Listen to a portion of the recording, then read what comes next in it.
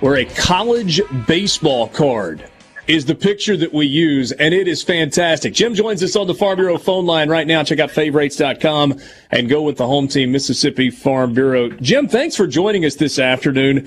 We were talking in a production call this morning. I said, we got to talk to some former Mississippi State guys that played in the College World Series. Brian Haydad was able to connect us, and I appreciate your time. So take me back to 1990 and old Rosenblatt Stadium. Hey guys, thanks for having me. Yeah, it was quite an experience. I think the thing that really stands out to me, even though we were, the fans and our administration and everything at Mississippi State just treated us so well.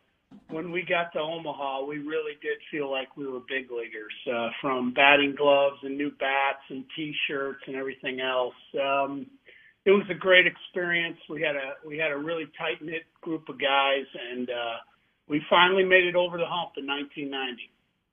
So if you go through an internet search and some archives, there was a blurb in the New York Times. I guess it was a reporter for the New York Times that was covering the College World Series, and there was a story about how you ended up at Mississippi State. Take me back to your first interaction with Ron Polk and how a kid from the Midwest ends up in Starkville, Mississippi.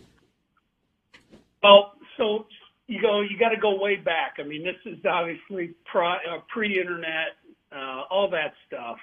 I did not even really know Mississippi State baseball existed until 1985, and I did not have cable TV either. I had never watched a College World Series game, so I wouldn't even have known them then. But the Cubs, I grew up in Chicago, and the Cubs had taken Palmero in '85. And there was a lot of, press and stuff like that starting to come out about the program. And what we did back in those days, you just kind of wrote letters. You wrote to some schools you thought you might be interested in playing at and going to. And Mississippi State was one of them for me. And, to no surprise that anybody knows who Coach Polk is, that they were the only school that responded to my letter. And through some back channels, a couple of my brothers knew Coach McMahon, and Coach Polk recruited one of my brothers when he was in junior college. So there became a connection, and the next thing I know, I'm down on a visit, and it just blew me away. And it wasn't long after that I gave my commitment to Coach Polk. What was he like playing for? Oh, Coach was great. He really was. The thing that I think maybe misunderstood about him,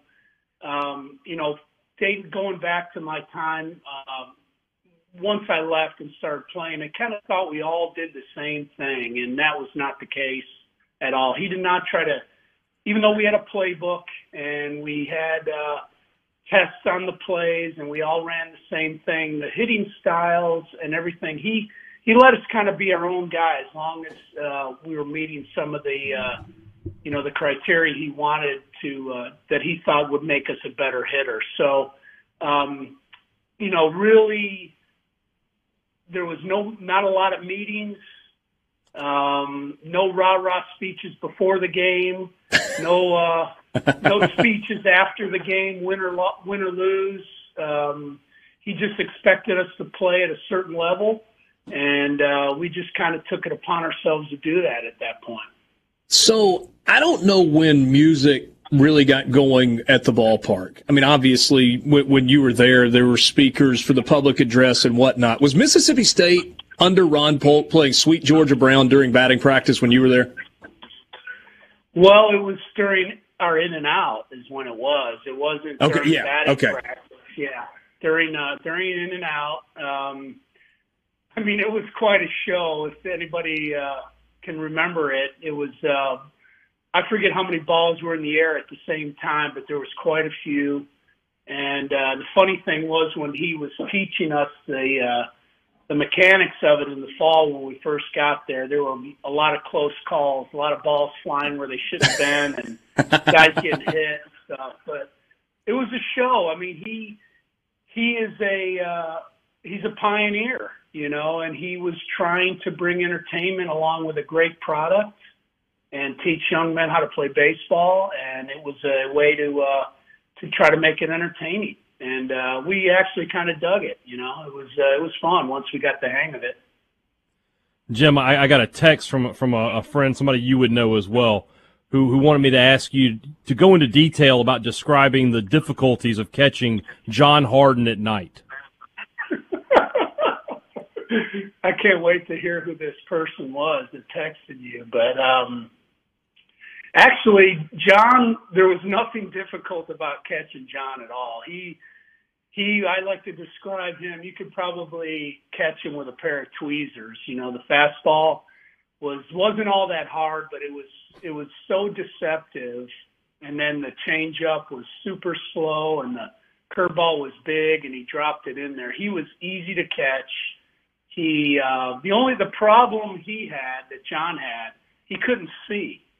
Couldn't tell you how many times he couldn't see the signal and crossed you up. But other than that, he was a piece of cake. And usually when he came in, we were getting him out really fast and moving on. Visiting with Jim Robinson on the Farm Bureau phone line. Check out favorites.com and go with the home team. He was on the 1990 College World Series team at Mississippi State and has lived a life in baseball, a scout still with the Boston Red Sox organization. So, Jim, in some ways, did your time at Mississippi State put you on this path to be a baseball lifer? It absolutely contributed to it. I grew up in a baseball family. It's kind of what we all did, and I just assumed that was what I would do when I was done playing, was continue on. I didn't know about scouting per se, but I thought coaching or in some capacity. So just being around the guys we had on our staff for the 3 years I was there, who've obviously gone on to have great success in coaching, scouting. It just kind of fed off it, I think. And the things I learned and how to be a professional and all the stuff that Coach Polk and Coach Mack and all the guys that I was fortunate enough to play under helped teach us, I think just contributed. And I just wanted to stay in because it was a game, really loved and wanted to be a part of it. Is there a Mississippi State guy post-playing career, but in this second career, if you will, the scouting career, that you've just fallen in love with that had to be part of the organization? Oh, gosh. Yeah. There are. They've had a great run of players when John was coaching. I think that one team he had 9 or 10 major leaguers. I might be wrong on the actual number, but it was quite a few. And yeah, lots of them we really, really liked. I really, really liked. And I think the one that I feel like got away, and it was certainly something that you learn as a scout, and that was Brandon Woodruff. Just fantastic arm. Had a rough go of it his junior year and slipped in the draft, and I did not do well enough in order to get him, and he went on, and now the rest is history with the Milwaukee Brewers. Jim, what is the lasting memory that you take from the College World Series experience? You mentioned when you got there feeling like you were treated like a big leaguer with all the extra stuff and the new stuff. But when you think back to Rosenblatt Stadium, to that 1990 team, what's the thing that will always stand out in your mind? Well, I'll take it a couple different ways.